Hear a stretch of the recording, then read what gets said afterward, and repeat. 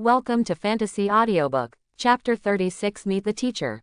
The terrifying attack of the pillars struck instantly, covering He Yuming's whole body like a burst of fireworks. The dust kicked up by the terrifying attack covered He Yuming's figure even more.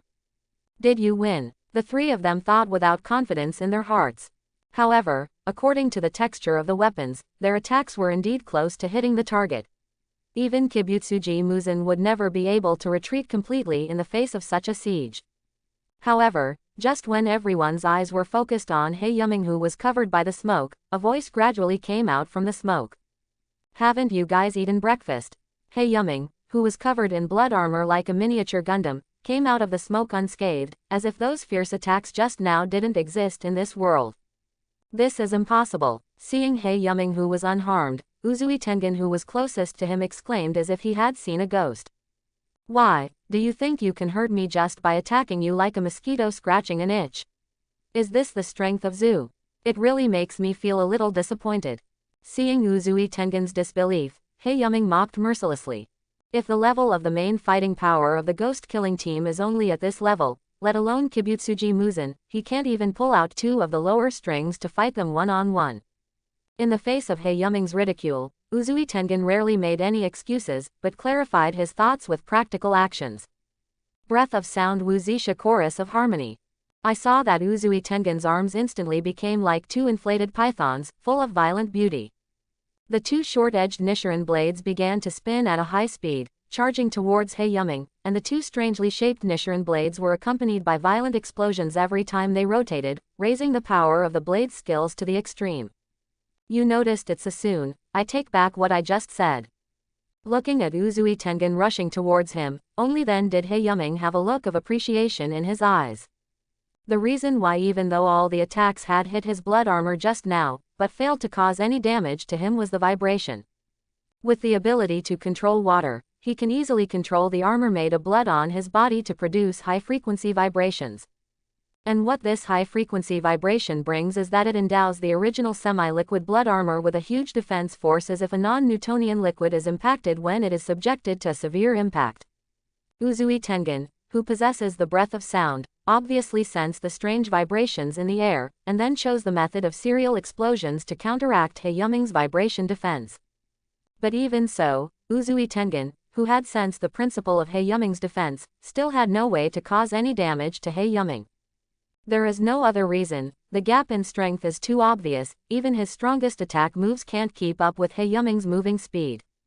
Uzui Tengen finally showed a sign of exhaustion after releasing high-intensity slashes continuously, and the trajectory of the knife in his hand was slightly deviated in one direction.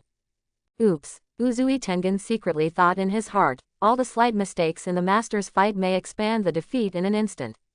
Sure enough, He Yuming, who had been leisurely defending before, noticed Uzui Tengen's mistake and immediately stopped his defensive posture like a shark smelling fishy, and slightly raised his right hand. A serious punch. It is still a familiar move, but it is still very effective. After a loud bang, another mural appeared on the wall in the courtyard of Ubuyashiki Kagaya. Uzui Tengen, pawn. Seeing the miserable state of Uzui Tengen's Iguro Obanai, the only remaining Himehima Kyume and Rengoku Kyujiro looked at each other with helpless looks on their faces. What's the point of fighting? My side one almost used all their strength when they came up, but they couldn't even force the opponent's full strength. If they continue to fight, wouldn't they be humiliating themselves? Do you still fight? Looking at the two people who looked at each other, smiled and remained motionless, He Yuming shook his fist inadvertently and asked them. Seeing such an obvious threat, both of them had a few drops of cold sweat on their foreheads, and knelt down on one knee in the direction of He Yuming. Disciple pays homage to teacher. "Hey, you're so good, I'll take you to dinner tonight." Looking at the pillars who were finally tamed, He Yuming was also in a good mood. "I just don't know how many rare and exotic beasts will be left in the headquarters of the Ghost Slayer squad after tonight."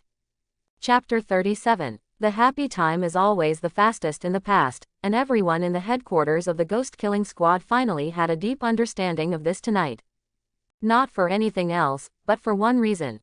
That is, the food cooked by He Yuming is so delicious that it has completely transcended the scope of the mundane world. This can be seen from the soup pots that were drunk at the headquarters of the Demon Slayer squad without a single drop of soup, and the bone remains in the center of the production area that still exude an extremely attractive fragrance. Almost all of them put satisfied smiles on their faces and began to express to He Yuming the perfect dinner. Even He Yuming himself got a lot of benefits from this dinner. It can only be said that the headquarters of the Ghost Slayer squad is indeed an extremely rich place. He Yuming has also successfully acquired 2 new skills from the medicinal sheep used to make tan roasted whole lamb just now and the various Ganoderma herbs used to make broth. Open black lens bracket ding. Congratulations to the host for tasting the delicacies roasted whole lamb with elixir, physical strength +5, strength +5, skill acquired, leg strengthening. Open black lens bracket ding. Congratulations to the host for tasting the delicacies elixir soup, charm +5, acquired skill, resistance physique.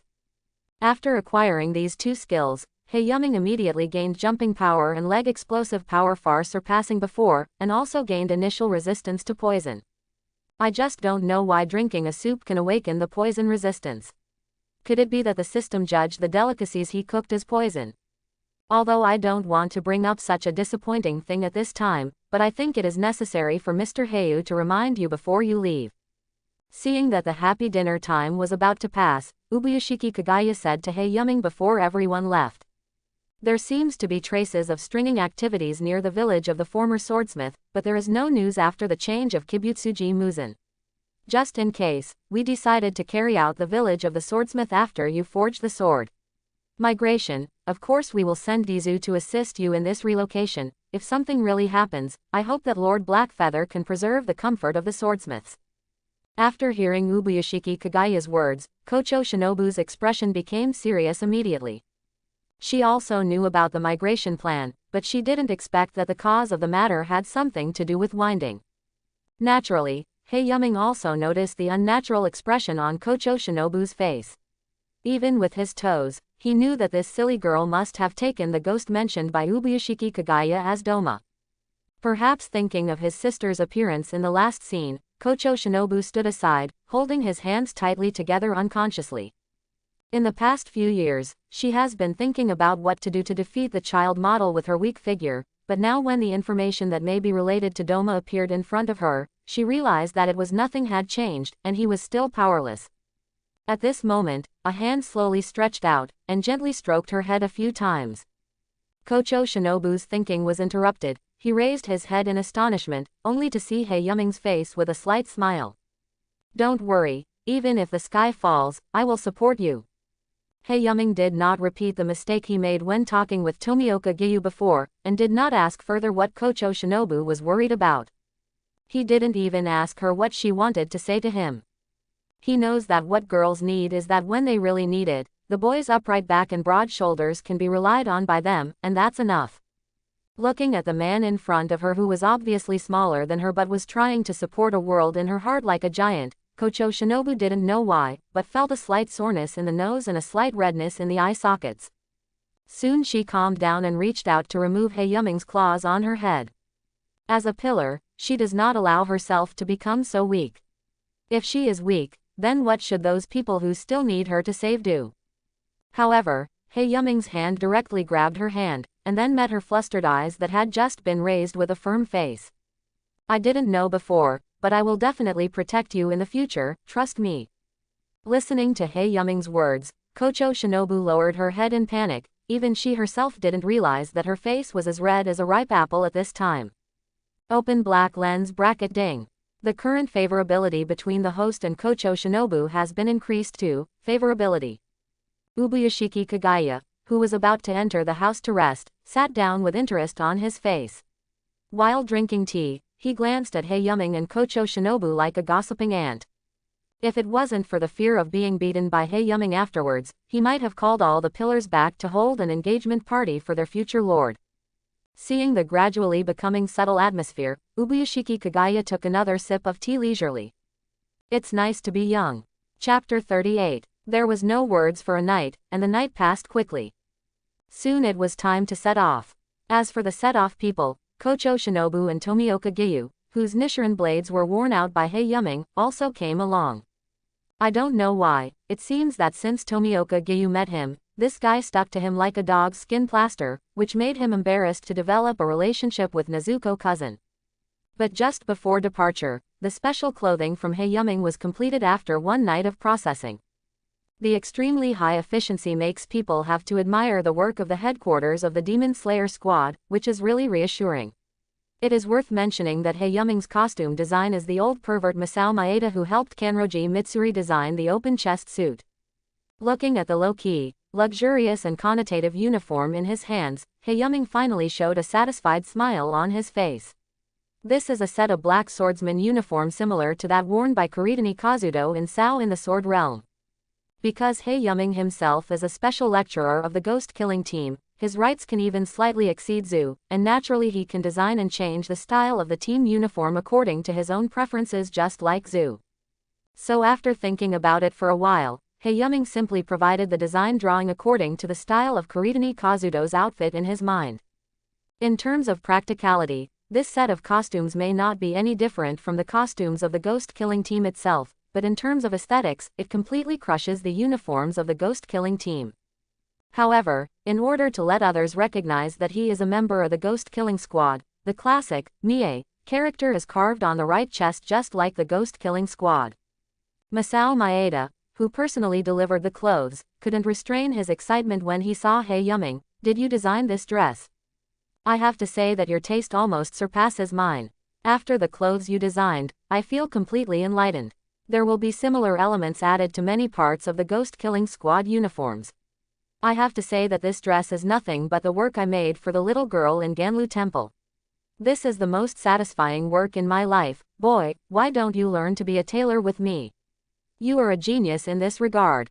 Looking at Masao Maeda who was flushed and spitting all over his face excitedly, Yuming felt his head was getting bigger. So he shook his head lightly to signal his refusal. Seeing Yuming made a decision, Masao Maeda remembered the true identity of the man in front of him, and couldn't help feeling a little disappointed. The man in front of him can already become an existence beyond the column level at a young age. "Master Blackfeather, I was a little impulsive just now, but if possible, please let me see how dazzling this dress can be on you. If you ask what a tailor wants most, it must be to see the clothes he makes shine the most dazzling light on his customers, and at this moment Masao Maeda also thinks so." Nezuko on the side also booed and acted coquettishly in the direction of Yuming. "Cousin Ming, I want to see it too." Nezuko was also very curious about what this handsome-looking outfit looked like on Cousin Ming's body. Even Kocho Shinobu, who was standing aside, smiled slightly, looking at Yuming with curiosity in his eyes. Seeing that everyone was looking at him, Yuming didn't show any pretense, took his clothes back to the room, changed and walked out. The moment he stepped out of the room, Nezuko froze. For no other reason than to look good, perfectly complementing Yuming's well-proportioned figure. "Cousin Ming is so handsome. Asterisk caret caret asterisk. The original Yuming feels like a lion with a lazy feeling, lazy but with a hint of domineering. However, after putting on the clothes, his whole temperament seemed to have changed.